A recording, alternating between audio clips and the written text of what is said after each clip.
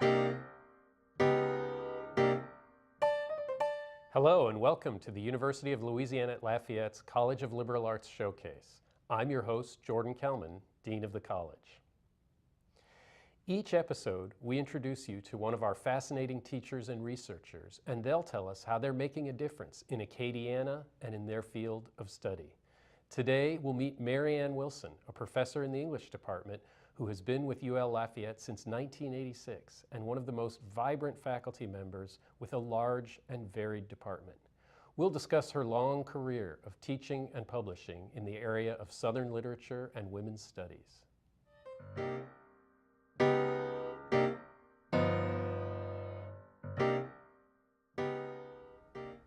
Hello and welcome to the Liberal Arts Showcase. We're here today with Professor Marianne Wilson, Professor of English Literature in the English Department here at the University of Louisiana at Lafayette.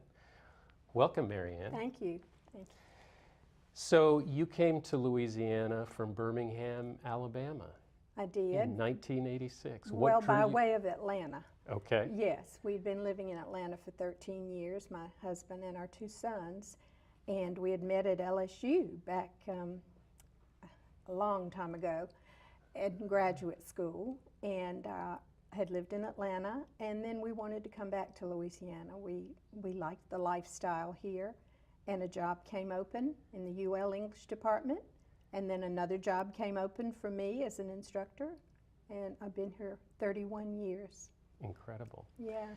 And you've gotten interested in Louisiana literature and Louisiana culture. I have. It's hard not to. I mean, there's so many resources in this city and in this region, and our libraries and Louisiana Endowment for the Humanities, and it just kind of snowballed for me. It kind of happened. And I teach the Louisiana Lit class now, but my research over the last 10 years or so has been on Louisiana writers and culture. Tell us a little bit about that. What's unique about Louisiana literature and writers and culture? Well, you know, Louisiana's always been its own entity within the body of the South, and it was very exotic to 19th century people in other parts of the country, and I think in many ways is still exotic to people in other parts of the country. And I started reading Louisiana literature more when I got here. John Kennedy Toole's Confederacy of Dunces, Kate Chopin, short stories in The Awakening. I started teaching those texts, and then I started writing about them and reading papers at conferences. And papers at conferences often turn into articles and book chapters, and that's what happened for me. I read a paper on New Orleans writer Grace King at an American Women Writers Conference, and I got so interested in her life and her work that I thought, okay, I can do something with this. And then the opportunity for contributing to Louisiana Women Volume 1 came up, and that's how that essay happened. Wonderful. And I understand you have some of these works here with us today. I do. Can you tell us a little bit about that Louisiana Women's Volume? Sure. Volume 1 was a compendium of articles about Louisiana women, not just writers, but artists, musicians, historians, civic workers, and it was edited by Janet Alured from McNeese and Judy Gentry, formerly of our history department. And they asked me to contribute an essay on Grace King, which I did. But you know, turning a 10-page conference paper presentation into a 30-page article takes a little work, and so I had to do a lot more research and found out what an amazing woman Grace King was. She lived in New Orleans all her life. She was fluent in French. She was a part of a Creole community, though was not Creole, and finally ended up helping buy a historic property in the French Quarter in the 1920s when the French Quarter was crumbling and was shabby, and she and her well-heeled women in Le Petit Salon collected money and bought the Victor David House on St. Peter Street in New Orleans and started the rehabilitation of the French Quarter. So from studying this woman and her fiction and her history about New Orleans, I came to appreciate her civic work too. And you started out by telling us that you teach these Louisiana writers. Yes. Do you find that the students at UL respond Oh, to, they're to very, this kind of story and this kind of yes. research? Does it resonate for them? They're very interested, yeah, and of course she's not the only writer I teach. I teach Lyle Saxon, and I teach Solomon Northup's 12 Years a Slave.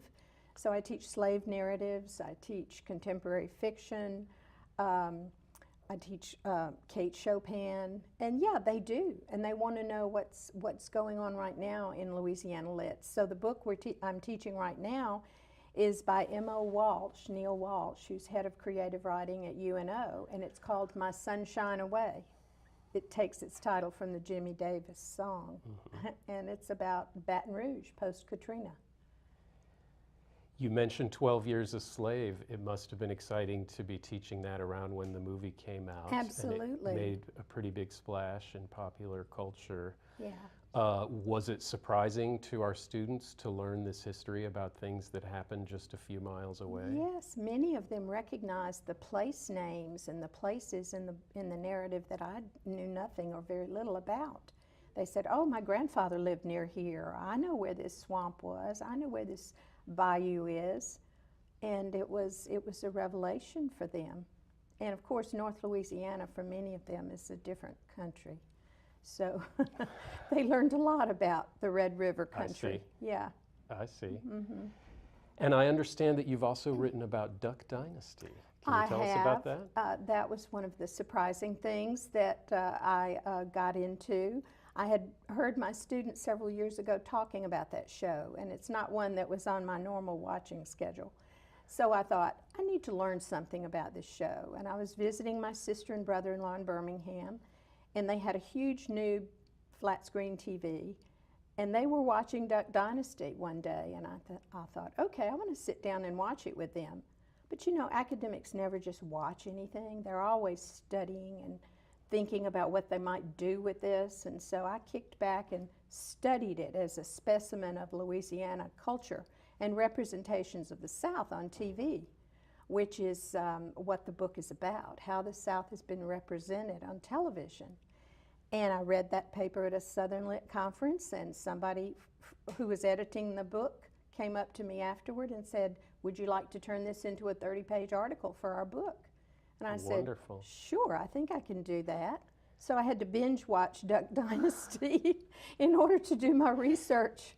Yeah. And is there other research out there on Duck Dynasty that you connected with? There's quite a lot. You'd be surprised, mostly in books on media in the South. I see. And I had to do some reading on media. I'd never written about media before. I've written about literary texts, and so it's a shift to write about a visual text. Sure. But it was exciting, and a lot of information came from pop culture venues, Huffington Post, Salon, American newspapers. So it was a blend of scholarly and popular research, which was really exciting for me. Great. Sounds Yeah. very interesting Yeah. to a broad audience. Well, yeah, it was. I found out a lot about film in Louisiana and tax credits for filmmakers and how welcoming this state has been to filmmakers and continues to be. So that was a new direction that my research took, and my students are very interested in that. I'm teaching a senior seminar right now, and those students have to produce a 30-page essay at the end of the semester. They're all senior English majors. So I just looked at my essay online with them and said, look, this is how you build an argument. This is how you put together a long piece of writing, how you integrate your sources. So I found myself using my own research and writing as a teaching tool for my students. Right. I understand that you also teach humanities courses. I do. And that you've been involved in the broader humanities program at UL and interest in humanities in Lafayette in general. Can you tell us how a humanities course differs from other courses that you teach? Yes. I had never taught a humanities course until I came to UL, and I had wonderful mentors like Vaughn Baker and Mate Alain, who showed me how to put together a humanities class. Basically, a humanities class doesn't just focus on a literary text. It also uses the other arts as ways of fleshing out the approach to material. So if you teach a course on New Orleans, for example, as I did, you read fiction about New Orleans, and you also look at New Orleans music, you look at New Orleans culture, Mardi Gras. We did a unit on Mardi Gras. I see. You look at art about New Orleans by New Orleans artists. So it becomes a multidisciplinary course. And it's exciting to bring in other faculty to come talk to your classes and enrich your own knowledge in teaching. So you would, in a normal semester, bring in experts from those other my fields? colleagues, yeah, and they're always so generous with their time and expertise. And tell us a little bit about the humanities in general at UL and in Lafayette.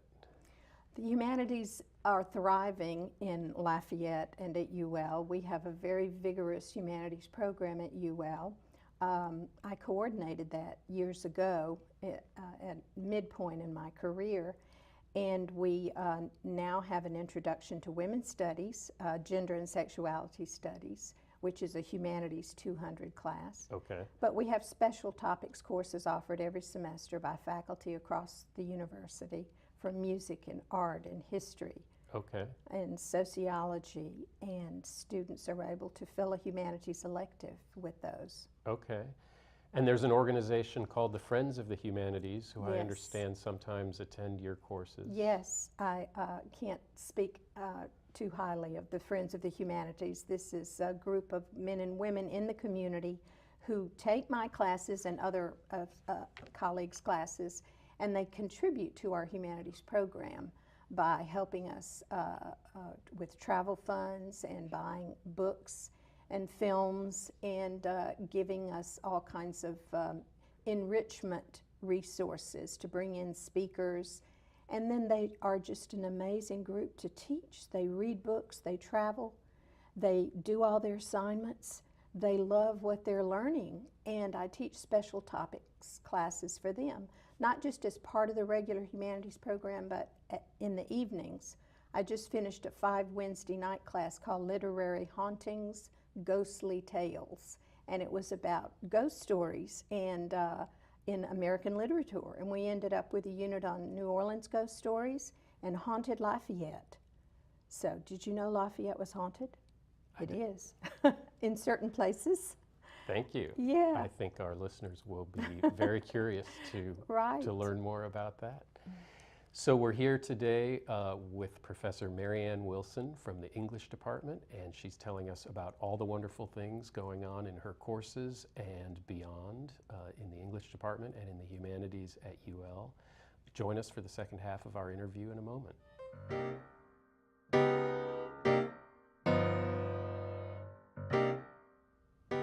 Welcome back to the College of Liberal Arts Showcase. I'm Jordan Kelman, Dean of the College, and we're here today with Professor Marianne Wilson, Professor of English Literature in the English Department at the University of Louisiana at Lafayette. Welcome back, Marianne. Thank you. So Marianne, you were telling us about this volume that was published on Louisiana women. It's really the first compilation of its kind of essays on Louisiana women, and I understand that through your writing for this book, you had the opportunity to meet Rebecca Wells. Can you tell us about that? I did. Rebecca Wells came to UL several years ago to kick off our scholarship fund drive, if you remember, and I had written about her by then, and I got to meet her then, and I was at the time working on the essay for Louisiana Women Volume 2. So we began to correspond via email, and she would call me and ask me how my essay was going. And by the time I finished writing that 30-page essay, I called her up. We went over it word by word. She said, "Oh, this is not right, this is not right." You know, you have to be careful when you write about a living writer. You want to get it right. And so that appeared in Louisiana Women Volume 2, and then I subsequently interviewed her at the book festival last year. In Baton Rouge? In Baton Rouge. And some of the people watching this interview may remember her series, Divine Secrets of the Yaya Sisterhood books, which caused really a worldwide phenomenon of female readers and book club culture interest in her works. And she writes very knowingly about growing up in Central Louisiana, female and Catholic. And that resonated with a lot of women, not just in Louisiana, but beyond Louisiana. She talks about the shaping forces in women's lives, and certainly region and religion are two of those. Fantastic. And what kind of audience did you have when you spoke about it in Baton Rouge? In Baton Rouge, it was a very mixed audience, as is true of Rebecca Wells' readings. It was some teachers, some friends of the humanities, faculty members from other universities, community people, which is what's great about the book festival. It brings all kinds of readers in. And she is a platonic interviewee because she just goes with whatever question you ask her. So she was very forthcoming about her life here in Louisiana and about her works, and I was delighted to be able to interview her. Wow. So this Friends of the Humanities organization, these are people who can take UL courses. They also go to lots of other humanities events in Lafayette and beyond. They do, and they're not UL students. They are just community people who want intellectual enrichment. They want to continue their learning. They're lifelong learners, and so they eagerly take our classes at UL, not for credit. And this is an organization anyone can join? Anyone can join, and it's an amazing organization. They travel together to operas and plays, and they do wonderful tours, and they just contribute to the civic and cultural life of Lafayette. And I can say that they've been tremendous supporters of the College of Liberal Arts over the years, and particularly in recent years. They have, yes. Everybody needs a group like the Friends of the Humanities. Yeah. So you've clearly had a lifelong interest in understanding women writers, and women's place in the academy and the university, and you've even been honored with a Women Who Mean Business award. Yeah. Tell us about this. That was surprising because usually it's women from business who get that award. I see. But higher education is big business too, so I was pleased to be drawn into that group. It was mainly for my contributions to the Women's Studies program at UL. I see. When I came in 1986, there was no Women's Studies or Women's Lit class on the curriculum, So I started one in our English department, and things just kind of moved on from there as we hired new young faculty who were interested in that topic. Then we began to have more and more course offerings. Okay. Yeah.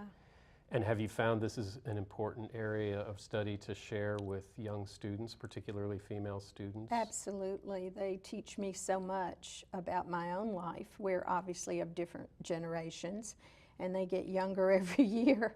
And we have a lot to say to each other, I think. And those classes typically draw women of different ages, too. Okay. What do you find that our young women bring to the table that's different from how your generation saw these questions? They're much freer with their choices. They have many more options than women in my generation did. They have many more female role models. They have many more choices about the directions they want their life to take, and that can be exciting. It can also be terrifying. And we talk about those things and about how to prepare themselves for a world that has sometimes not been very kind to women. Yes. And so I try to show them coping skills and professionalize them and make them think about their lives and what they want to contribute to the world. Yeah. Do you sometimes find that they take for granted things that had to be fought for by previous generations? Yes, like credit cards. I said in previous generations you couldn't have a credit card in your own name. They can't believe that. I think that's hard for our younger generation to understand. Absolutely. Yeah, we have a lot to teach each other in those classes, and I've learned so much from listening to them and their professional anxieties, personal dilemmas they find themselves in. And we always emphasize how important it is to have an education and to have a job or a career that you can support yourself with, which is just a practical. And do something that you're passionate about. And do something that you love, that you're passionate about.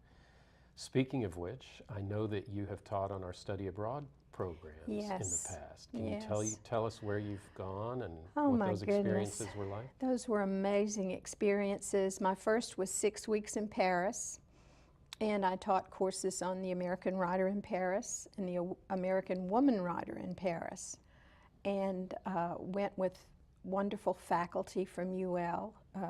There were a number of disciplines A number being of taught? disciplines: visual arts, history, modern languages, Okay. and I learned as much as I taught over there. And it's exciting to go with a group of students, mostly from South Louisiana, some of whom have never been out of the country, because you just watch them blossom over there. And the guys start wearing berets and sitting at cafe tables and writing. You know, they want to be Hemingway.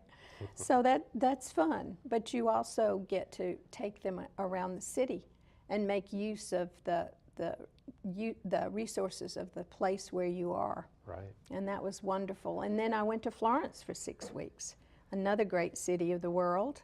And I'm Italian, I'm 100% Sicilian, so Okay. that was the country that I love. And I was delighted to be able to have a group of students who wanted to study the American writer in Italy. You had already been to Florence. I had already been so to Florence. You could share that knowledge with yes, them. and I speak Italian, so that also helped. Yes, and Gwen Fontenot, who was interim dean of the business school, was head of the program that year. So we traveled together with this group of students and other faculty. And that was wonderful. And then the last one was London for 2 weeks. And that was a shorter program, so it was very intense but wonderful. Okay. And students loved being in a country where they didn't have to worry about the language. Right. They could explore. Right. Yeah. Did you find that it changed the students as people, besides that they sat in cafes and It does. wrote? It gives them a different perspective on the world. Several of my students from past study abroad classes are now teaching in foreign countries. Wow. They're teaching abroad, So teaching in China. would you say it turned them into lifelong travelers? Yes, yes. They begin to see that the world is a much bigger place than South Louisiana. And they begin to see that they have other options besides just staying home and working. So that's always gratifying when your students go off and Yes. continue what you've been teaching them. Did you sometimes find that they had a new appreciation for their homes once yes. they saw that that wasn't the only place in Yes, absolutely. Many of them were wonderful travelers, but they were also glad to be back home. And they also realized what a rich cultural mecca Louisiana is, the world? and what it has to offer. Right. Mm-hmm. Yeah. So you've been in Lafayette and at UL for over 30 years. Yes. It's an incredible career, and you've done incredible things in scholarship and for our students. What are the highlights for you? What stands out from those years? There's so many wonderful things I've been able to do as part of my career. All I really wanted to do was teach, but then all this other stuff kind of kicked in as you begin to build a career. One of the things I really loved doing was teaching teachers. The Louisiana Endowment for the Humanities used to fund, with the help of the state, teachers' institutes in the summers that teachers would compete for, and faculty competed to teach these. And it was a month-long series of classes on a topic. And the last one I did was on women in the Civil War. And I had history teachers, English teachers, sociology, political science teachers. And that was, again, for them, just enrichment, intellectual enrichment. Yeah.